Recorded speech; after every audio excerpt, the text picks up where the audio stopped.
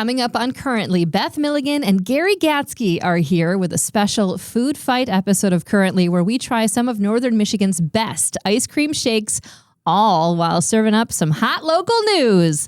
That's all ahead on Currently.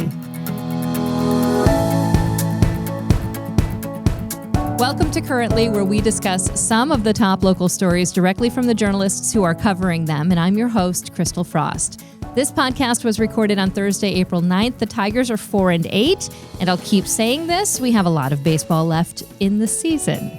Support for Currently comes from West Shore Bank. When you choose West Shore Bank, you're not just choosing a bank, you are choosing a partner committed to the well-being of our community.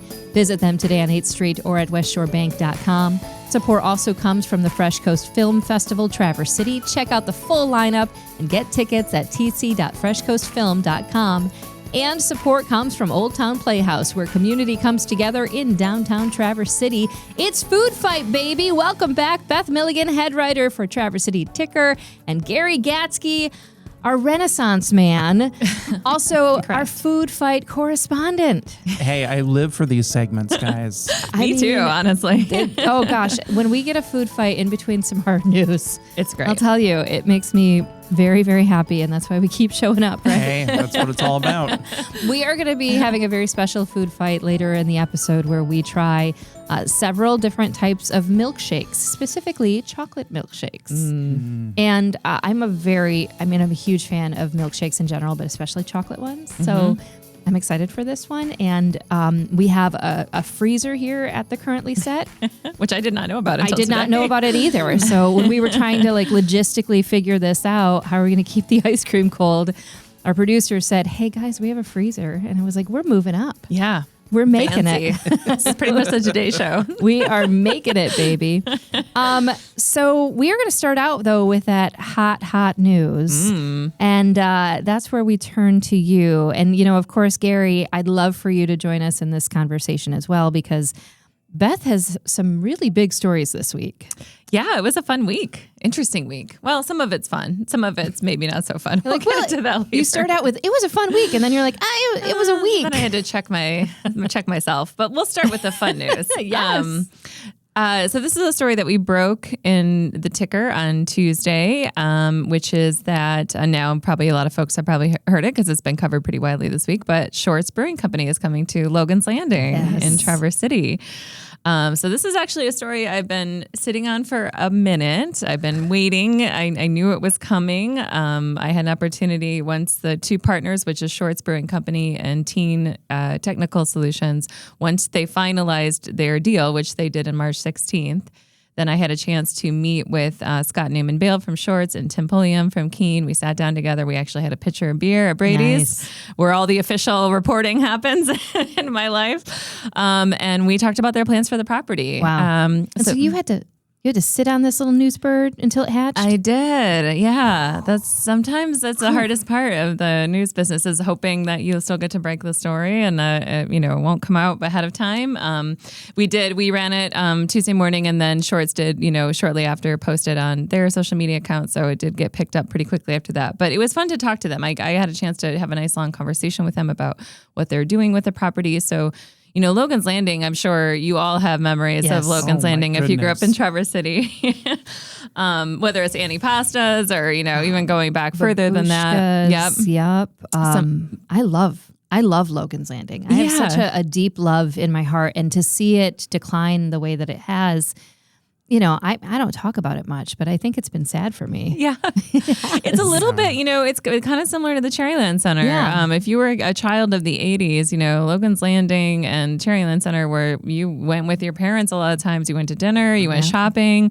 It felt lively. It was exciting. It was that bridge that you would run across really fast. Yeah. And for me, Logan's Landing, my parents would play music at Annie Pasta's. I just remember running around there a lot as a kid. I did love the river. I loved feeding the ducks. So I share your feelings, and a lot of people in Traverse City feel this way, that, everybody kind of wishes something would happen with Logan's Landing. It has kind of slowly been in decline. There are still tenants there, and there have been people who invested and tried to keep the property going. It's changed hand a number of times.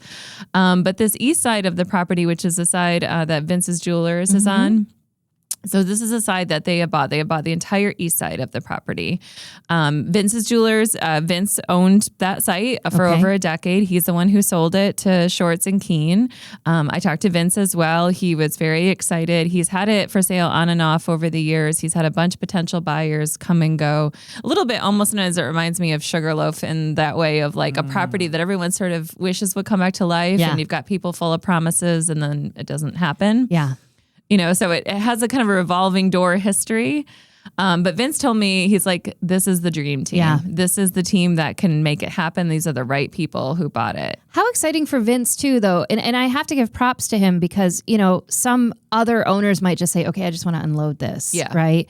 But he waited for that dream team. He did. And also, you know, there are challenges with Logan's Landing. Part of the reason it hasn't been, you know, turned into a major redevelopment is that the existing mall structure there is grandfathered in. So if you were to try to build that today, you couldn't do it. We've changed particularly like our setbacks from the river and our water quality protection standards over the years. So how close the buildings are to the river, it couldn't be built. But what it can do is it can be rehabilitated, the existing footprint.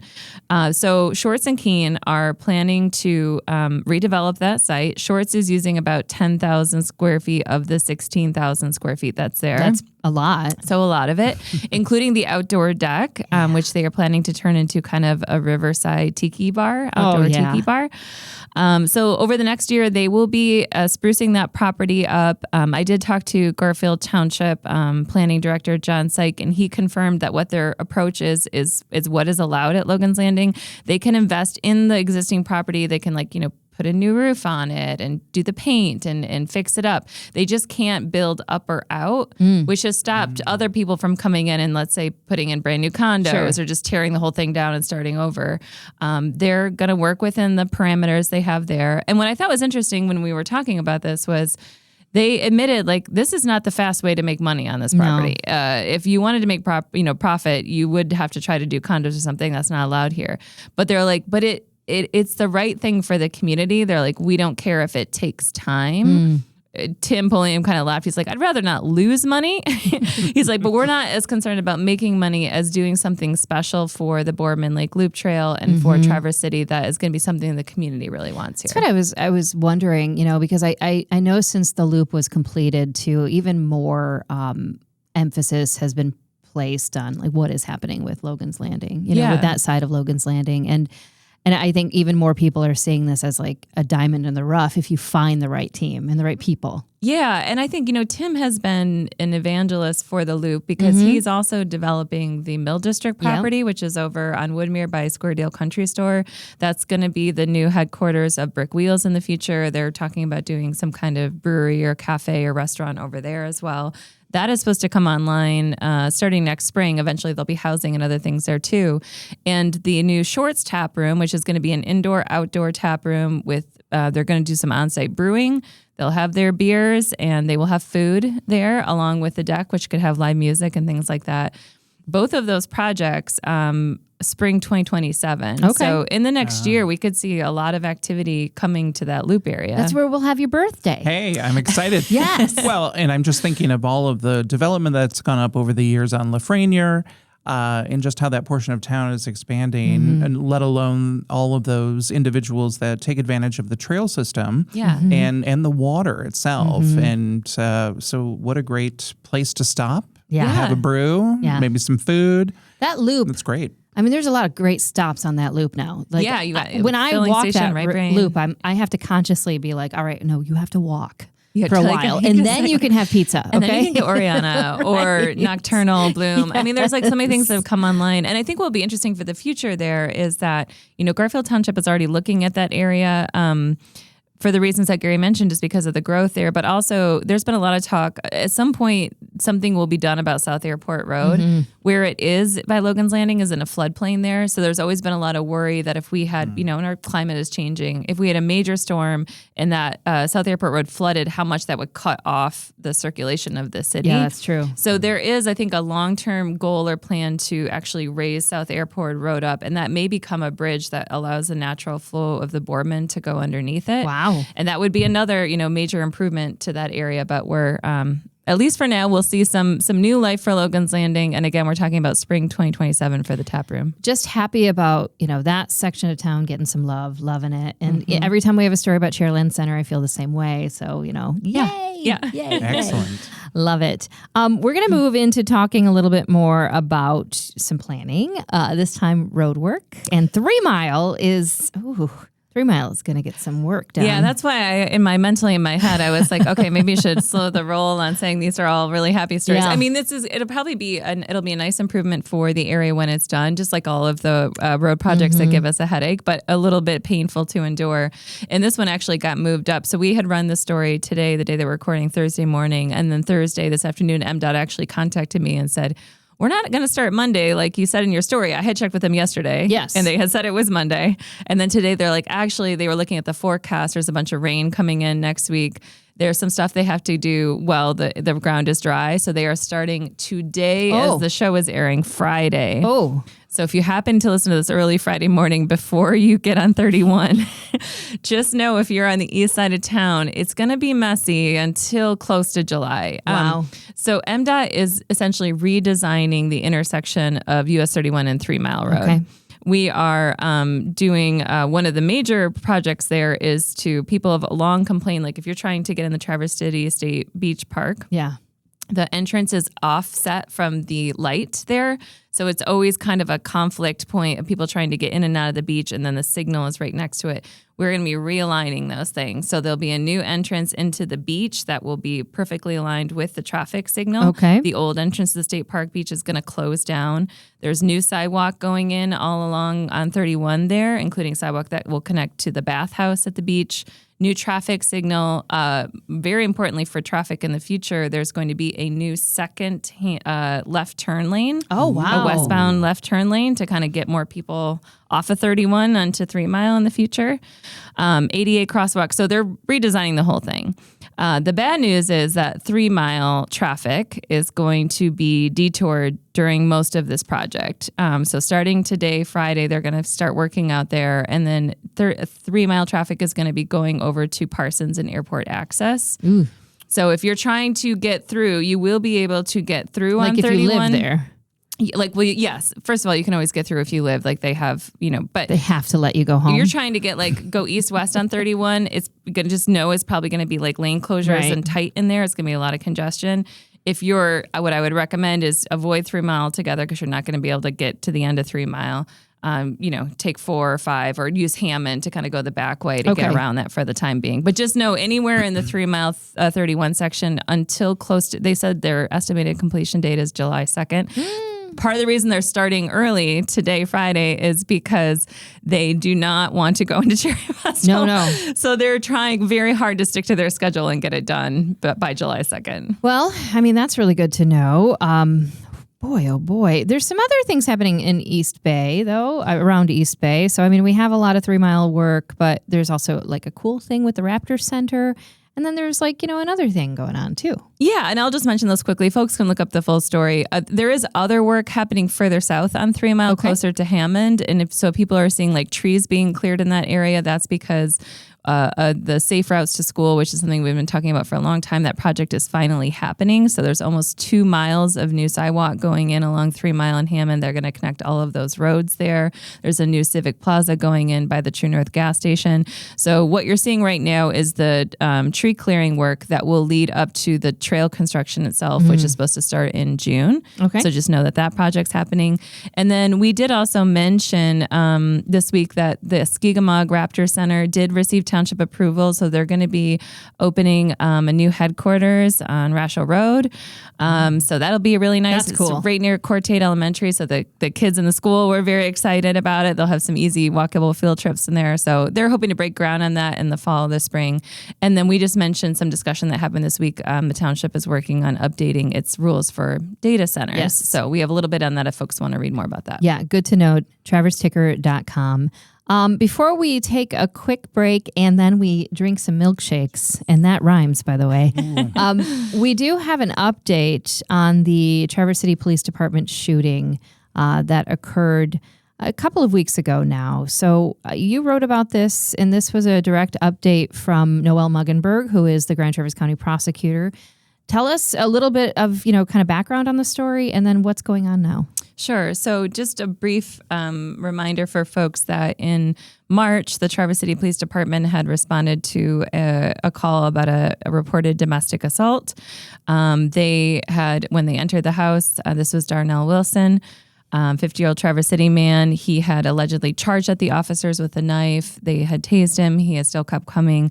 They shot and killed Darnell Wilson. Mm-hmm. So the officers who have been involved in that case have been placed on paid administrative leave, which is standard protocol. Michigan State Police was brought in as the outside agent to investigate the shooting and see, essentially to look at the officers' actions. So what happened this week was the Michigan State Police completed its investigation. It has turned its findings over to Noelle Muggenberg, the county prosecutor. Simultaneously, the Traverse City Police Department, which was separately investigating just the domestic assault that originated the whole case, they have also finished their report as of today, Thursday when we're recording. So both of those reports have separately gone to Noelle. Okay. So our prosecutor has both. She did tell me that the Michigan State Police investigation of the shooting was very lengthy. She said there was 9 supplements to the report. There's also an extensive amount of body cam footage. Right. So she is trying to review all that over the weekend, as is the assistant prosecutor, and they are going to meet, she said, hopefully on Monday they're independently looking at it, and then they're going to meet to decide what to do. What they're looking at is to see, do they feel any of the officers committed wrongdoing and should be committed with or charged with a crime. Do we know how many officers were involved? I wish I could tell you that. It's a little bit frustrating as a reporter. I will tell you that I have asked the MSP and the TCPD multiple times and have not gotten an answer on that. Okay. The reason I have been told the reason is because all of that information is part of the investigation and will be released. So I don't know. I have asked. What will happen next is it may not be Monday. It may be in the days after Monday. Noelle's not quite sure. She will make a decision about whether any officers will face charges or not. She will put out a press release explaining her decision. She knows there's a lot of public interest in this case. I imagine she will also decide whether there is any charges related to the domestic assault. Obviously, one person involved is dead. But that will still give us some more light about what happened leading up to the shooting. And then we'll cover that either way. Either the case will be closed, or if there are charges, that would open up a whole new part of the investigation. You also wrote about this in your story, that there was a community group, Northern Michigan E3, that has called on authorities to release the body cam footage directly to the public. And Noelle Muggenberg had commented on that as well, and that releasing that is actually not something you can do until the investigation and her viewing of everything is done, right? So once that has happened, she will release all of the police report, the body cam footage, to anyone who submits a FOIA request, right? Yes, and that is something, we will do that. I'm sure other media outlets will do that, and we will share that with the public, anything that we're able to get, or at least, we'll report and summarize it as well as we can. Anyone can submit those FOIA requests, so I'm sure those community groups will do that. She did say she plans to release it. The only thing I will caution folks, and this is really true with body cam footage, it's a new era, and I've done it myself as a journalist using FOIA. Body cam footage takes longer to release. There are privacy redactions that have to happen, so they have to review every part of the footage to make sure, for example, in someone's house, you can't see their medical information. Right, like there's not or like their a driver's license or a prescription that's sitting on a counter, or an officer is, talking to one and they say the person's date of birth. Like, they have to edit that all out. So it's not trying to cover up or redact the crime, but you do understand, like, sometimes this footage is in people's homes. And there are privacy laws about that. So it takes time to edit it. Do they have, do they just put like a fuzzy black mark there or something? Oftentimes that is it. If sometimes, it's trying to, and they are legally, restricted to, like, they can't just edit everything out. It has to be a very specific privacy thing. And usually it's either bleeped or blurred out in some way. Okay. Yeah. Well, that's good to know. I know this is definitely a case a lot of people are interested in, and I know you're going to keep investigating. Yes, indeed.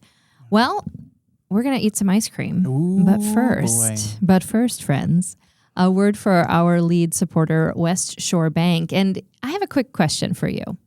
Is your checking account actually working for you? At West Shore Bank, they've rolled out new checking options designed to fit the way you actually live and spend. So with Shoreline High Yield Checking, your money has the opportunity to work a little harder, which I like that in my money. It can earn more value just by using your account the way you already do. Or you can check out the Shoreline Cashback Checking, where you can get rewarded for everyday debit card purchases, like every time I buy a milkshake. Because let's be honest, if you're spending money anyway, it might as well come with some perks. Both options include convenient digital banking, easy account access, and tools that help you stay in control of all of your finances without the extra hassle. And you'll still get that personalized service of a community bank that's been supporting local people and businesses for generations. I just have to say here, I tried to call a different bank and never got a human being. Let me just put that. I'm not going to say which bank, but when you call West Shore Bank, you get a human being. I love that. Ready to find the checking account that fits your lifestyle? You can visit westshorebank.com or stop by any West Shore Bank branch to learn more and get started today. Terms, conditions, and qualifications apply. Third-party data rates may also apply. Member FDIC, equal housing lender. All right, my friends, we are back in the food fight portion of the show, and it was a sunny day today. A couple of, maybe a week ago, a couple of these really well-loved ice cream establishments, including the Dairy Lodge, opened. I saw a lot of people with their cones hanging out on the corner, you know, like you do. And we thought how best to celebrate the start of spring, knock on wood, with getting some chocolate shakes. So we picked a couple of establishments, and we just kind of did this sort of randomly because I've heard, you know, tales of the quality of shakes at these places. So we have Don's Drive-In. Yeah. Legend, Classic. right? Classic. Have to include Don's Drive-In if you're talking about shakes, right? Of course. Yeah. Of course. We have Oakwood Proper Burgers, which I've heard... Newer player on the scene. newer player on the scene, but that place is so legit. Like, their burgers are amazing, their food's amazing, the atmosphere is amazing. They do breakfast now, and they have these really good shakes. Like, I figured we would give them a try. And then we have to go Dairy Lodge, right? Oh, super classic. And Dairy Lodge is classic. Dairy Lodge has the woman who's riding the ice cream cone, right, on Division Street. There were always some talk about what color her hair was, and on one side she's a blonde, the other side she's a brunette. So there you go. Hey. Did you know that? No, I didn't. You didn't know that? Didn't So she's never both. noticed that. Yes. So we decided to pick up some Dairy Lodge, and I think our trusty producer is going to bring this over as well. So we're going to start out, and we'll each get if you guys are cool with this, we'll each take a different straw. Okay. And we will, let me see. Gary, you get the Ooh, look at that. lime green one. Don's gives really huge straws, which I'm just going to say that out first. They're very, very hefty. They're serious about straws. Serious about Those are like straws. the big straws you get at 7-Eleven for a Wow. slushy. They're, or Slurpee. And I think that's sometimes really good in a shake because it might be a little bulky. just going right in. All right. So we're trying Don's first, Don's Drive-In. And Beth is not letting go of that. Oh, my. No, I'm not. Oh, man. Oh, boy. Whenever I think of Wow. milkshakes, I think of that Kellis song from the early 2000s. I told our producer to yes. he got the rights for that, so We don't worry. didn't We'll get the play that rights, over in just a minute. But during that time, I was in my getting my master's degree at the Juilliard School in New York, and we would sing "My milkshake brings all the boys to Juilliard" Oh, wow. versus the yard. So That was a clever swap out. yep, All right. fun play on words. So Don's, always a contender. That's so good. It honestly just tastes like my childhood. Mm-hmm. When we would celebrate something, we would go to Don's, and it was always like the classic 50s diner, and it was anything. And for many years, every Mother's Day, I'd take my kids to Don's. Yeah, that's It's just classic, that's right? happiness. It is. Thank you, Don's. That's a good one. Makes a funny straw noise. So the next one we have, it looks like, is Dairy Lodge. Okay. I popped over there this afternoon. Now, important thing to know about Dairy Lodge. They have lots of flavors. They have lots of flavors. First of all, I sent you guys a copy or a picture of the board that had 5,000 flavors on it.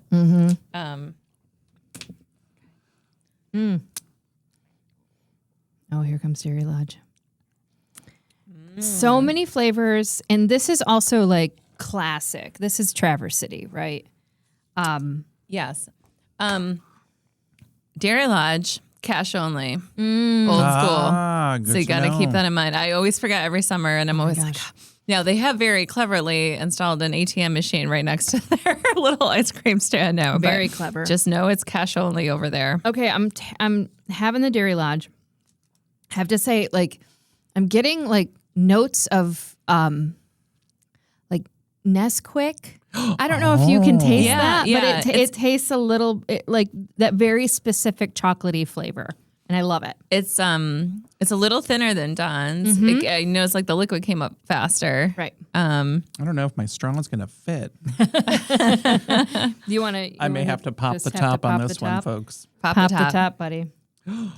Oh my gosh. So, having attended Willow Hill Elementary in my elementary days, the Dairy Lodge is very close to that elementary school. So it was convenient for a little after school treat if I were staying in the region. That's walkable. Yeah, definitely. Ooh. Now, if you ever want to see... Yeah, that's quite delightful. It's delightful. It's good. If you ever want to see that besides maybe 31 by the campground, if you want to see true Frogger, it's people trying to cross division to get to Dairy Lodge in the summer. It's bananas. And I mean, people here in Northern Michigan are crazy about their ice cream. Oh, thank you so much. Ooh. So now we're getting into, this is kind of like the new kid on the block. This is Oakwood The color is already different. Proper Burgers. Oh. It's a darker chocolate color. Yes. And it's a darker chocolate color. I think that everything is like sort of handmade there at Oakwood. I know all the burgers, everything is handmade. It comes in one size. Let me tell you this, because I was like, do you have different sizes? And they were like, nope, you just need this size. And I was like, all right. Very good. Yeah. So it does. I mean, it looks like it's a different color. It's more, I don't know what color you would call this. Like it's a little light, like darker brown, if you would. It's thicker for sure. Yep. It's maybe the thickest of the three. It's a kind of a richer chocolate taste to me. Oh, it's very rich. It's really good. Oh, it's really boy. good. It's like it's a deeper, like it has more depth than the other. Just for me, it's like a deeper taste. Okay, I gotta go back to this one. It feels like they almost just like maybe they just put like full on chocolate bars in it or something. Like it's very, very. It's really. It doesn't like. I mean, they'll both. The first two had like the classic kind of like you said, like Nestle sort of like chocolate milky like malty, syrupy. But that is like a deep, nice, rich my chocolate. gosh. Goodness. Good Gonna night. have to pop the top on this one as You're gonna well. pop the top. You know what I'll plug while Gary is trying this is, since we're on Oakwood, is this Saturday, April 11th, Oakwood is doing their 1,000 burger challenge. Oh. So they are trying to sell 1,000 burgers in one day on Saturday, all as a fundraiser for Bergstrom's Burgers owner Tim Bergstrom, who's undergoing cancer treatments right now. Oh, wow. So they're selling like from morning to night at over at Oakwood on 8th Street, 8 a.m. until 10 p.m. So they're selling burgers to help pay for another burger shop's medical treatment. Which is That's a very amazing. Traverse City thing so to Traverse do. City. And they have like a whole system. If you go on their Facebook page, they know it's good. There are a lot of long lines expected, but they're going to move people through quickly. You can also buy a gift card if you can't stay or if you can't make it. But that's a good fundraiser happening this weekend. That's great. So I know we all love shakes, and I would not say no to any of those shakes. No. I mean, they're delightful. But I got to tell you, I feel like there's a front runner here, and I think it's Oakwood. That for me, I think so too. I really, again, the different, I enjoyed them all. Don's is like, drinking my childhood. I think Dairy Lodge, if you're on the go and you need something you can like drink in the car, that's the easiest because it's a little thinner. It's a little more liquidy. It's kind of, and Don's is just a classic. Yeah, classic. It was a nice, thick, rich treat. And if you can see these, I know we were kind of holding them up to the camera. If you are watching this and not just listening to it, you can see the difference in the color. And when you look at the Oakwood, there's something going on with the chocolate they're using that is different than maybe the more syrupy chocolate that is used at Don's or at Dairy Lodge. Now, like I said, I'm going to drink all of these later. You guys can just watch me. Sure. We'll just watch you and drink. But I don't know. How do you feel? I think they will take you all to a time and a place. With the Oakwood. I think I'm imagining that I'm at a Michelin star restaurant in the south of France. Drinking your chocolate shake? Drinking my chocolate shake with the Dairy Lodge. That's my childhood. Yeah. 100%. Yeah, that's Willow Hill, baby. And then, of course, with the Don's Drive-In, that is potential date night. Yeah. Yeah. That's a fun date night. Mm-hmm. That's classic. Yeah, they have a little skill crane machine in there still too. I think because there was a time when I was really into skill crane recently. So I think they still have one in there, but I think we're all in agreement. All of them are good. They're all winners. They're all, definitely you got to stop and make sure you're supporting these businesses, but I'm going Oakwood. Yeah, I think so. All right. I like them all. All right. I love it. Well, before we go, we always like to talk about what we're doing this week. And we're all very busy this week. Oh, yes. And usually you are very busy, Beth. And our guests are usually pretty busy. But me, I'm usually just like, I'm going to sit at home, I'm busy, baby. I'm excited. I'm doing TC Comedy Fest this week. Yeah. Which is exciting. Starting next Thursday. So I got tickets. And on Wednesday, I'm going to be doing the Hearsay, which is... Yes, you're telling a story. Hearsay storytelling, I know, and I'm a little bit nervous about it, but Hearsay storytelling, if anybody is interested, that takes place at the Alluvion. It's a wonderful night of local storytellers, and I think it's like $15 to get in, but you get 5 beautiful stories. And they're well curated. KB Stein is the creative director. She does a good job of finding storytellers and helping people find their story. And I'm telling a story that happened in 2017. I'll just give you a little bit of a hint. The theme is what in the world. We've all been watching what's happening with Artemis and space. And, I've often had quite a love of things beyond this world.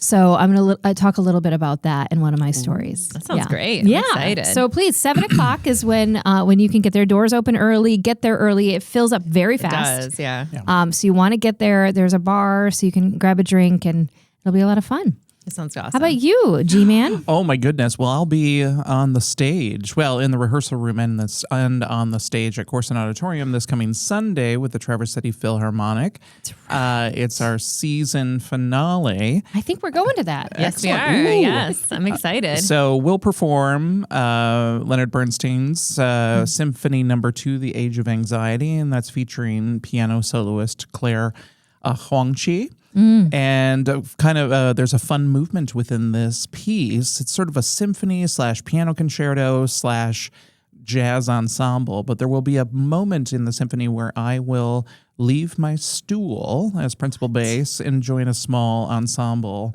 down front of the orchestra. Really? So that will be fun. What are you going to do? Do we have to show go up? To the show to film. Oh, okay. That sounds fun. You need to drink a shake? That's not a bad idea. And also in that concert is the famous Dvorak Symphony No. 9. Everyone knows the final movement with the almost sounds of the Jaws theme. Oh, yeah. And, of course, the beautiful slow movement of going home. Oh, I love it. Yes. Well, that sounds great. I mean, and we'll be there, too. Anything else you have this week that you're excited about? Oh, my gosh. Well, with Interlochen College of Creative Arts, we have a team of writers coming to campus Friday through Sunday to work with one of our fabulous faculty members from New Hampshire who has flown in. And next weekend, we'll welcome upwards of 40 ukulele players for our ukulele workshops. You love it. Yeah. It's we're really getting the ball rolling with our College of Creative Arts programs at Interlochen. I took that ukulele. Yes, correct. The uke class, and it was I learned songs that day. So if you just want to pick up an instrument, I think that's a great way to do it. You will go away being able to play. Learned. Yes, absolutely. Which is really nice. I think it's especially when you get to a certain age and you're like, I don't want to practice. I just want to be good at stuff. Sorry, Well, maybe that's just me. We can help you ignite that passion. Okay, I love it. And Beth, you have a lot going on this I'm going to week. do these rapid fire. Good. So we can wrap up. But tonight, the night the show is airing, Friday night, Garden Theater, Andrew Doss' birthday party. I'm going out to Frankfurt That tonight. old turkey burger? Spending the night in Frankfurt. It's a public concert, though. So it's like Metal Bubble Trio. Yeah. Lots of good music happening out at the Garden Theater tonight. I'm going to plug 2 film things, which is Sunday at 4 o'clock at the Bay. Sunfish film shot here in Northern Michigan, premiered at Sundance. Beautiful locations from our area, including the Interlochen campus. Playing in the Made in Michigan series at 4 o'clock at the Bay on Sunday. And then we just announced today for Fresh Coast that we're going to be, our last edition for the film festival is the premiere of Autumn Summer. Oh, this is a big deal. Which was also filmed in Northern Michigan, and it has some of the cast members from Shrinking and the movie Sing Street in it, and it has just got national distribution. It's going to be in theaters in May, but we're going to have a sneak peek at the festival on the last day. Wow. So that's going to be fantastic, and so you can get the tickets for that on the festival website. And then I just wanted to also plug that the National Writers Series had its new lineup announced today, and I'm hosting my friend Jillian, who's the editor of the Northern Express. She's a friend of the show. Book coming out. She's been on the show. She and I are going to be together at the Writer Series, but our other friend of the show, Aaron Whiting, is hosting Ann Patchett. That is almost sold out.